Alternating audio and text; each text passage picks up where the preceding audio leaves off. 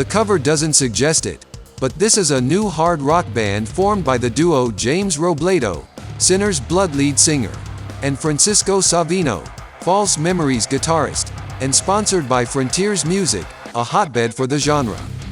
The sound will drink a lot from the 80s, with Robledo's voice reminding us a bit of Bjorn Land, who also specialized in hard and heavy, sometimes heavier, sometimes more nostalgic.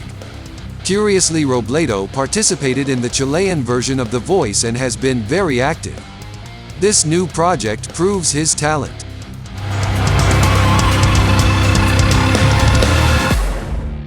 War metal. Although I'm not a big fan of the term, war metal is undoubtedly the best way to describe what's going on. The subgenre has always been associated with a very distinctive mix between black and death metal, something that also makes perfect sense in what Sammath do. The Dutch band is about to complete 3 decades of career, and this album shows that power is something that is not fading for them. Brutality in your face, but also the epic melody you can expect from tremolo-picking riffs. Result an album that their followers will not dismiss and that lovers of the genre will revere.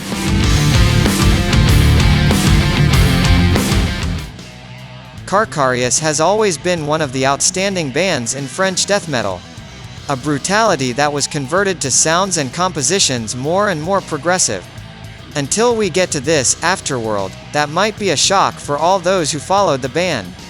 Not that it is a change of musical identity, but because it is a deepening of signs that they had already been giving indications in the last albums. And we can't even say it's in the progressive direction, although some of the elements are quite pronounced. However, it is really the melody that claims the main highlight. A song like Angst even sounds more like gothic metal than something strictly death metal. However, while we may get caught up in these kinds of questions, especially for the hardcore fans, we have to remember that the only question that really matters is it good? Yes, it is. Erasing the heaviness of the previous works, this is a very melodic death metal album, much more melodic than death, which always gets the melodies right and to which we are stuck from the very first moment, even if we don't want to admit it. We are still fans, that's saying something. Good surprise, this new project from Meixsell Darkness, of End of Green fame, that also counts with Fabiano Arganese on guitars and keys and Mark Aerol on guitars, keys, bass and drums. This duo is also responsible for the composition of the music and lyrics. A double and ambitious album, but that sees this ambition rewarded by the quality of its songs. There are 20 themes that do not have a weak moment. The ambiences of gothic rock are the most evident, complemented by some references more characteristic of the style, where the names indicated in the press release make perfect sense, names like Billy Idol and him. You don't notice time passing by in an hour and a half, and it's a trip we recommend to all fans of gothic sounds.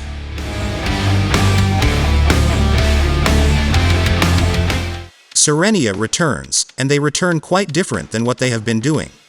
Well, not that different. What 1977 emphasizes right from the start is how the focus is really on the catchy, infectious melodies of the 80s, while still retaining a symphonic and metallic component even if reduced to a minimum. In reality, only one theme is present here that fetches the weight one would expect. We are talking about Delirium, the only one to bring Morten Vellen's extreme voice and a more traditional feeling for symphonic metal. Not being a bad album, its pop proximity might make it not have the desired impact among more traditional fans. Twist in My Sobriety is the Tanita Tikaram cover chosen to close the album and is also a good summary of 1977.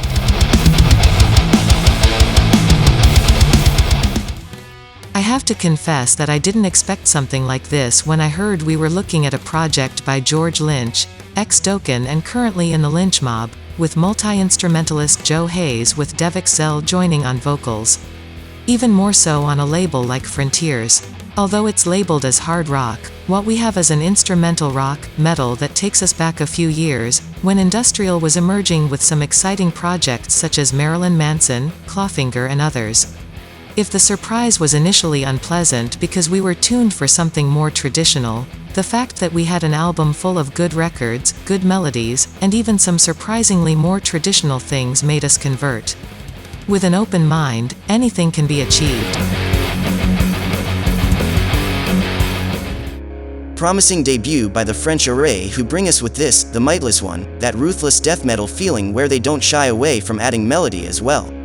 Although the melodic death metal label can generate very specific expectations, these 6 songs, including the short intro, and Death Will Prevail, sound especially refreshing and will surprise any and all expectations you may have. Technique coupled with a talent for writing memorable songs, this is a memorable recording debut, and this is a band that has everything to go far.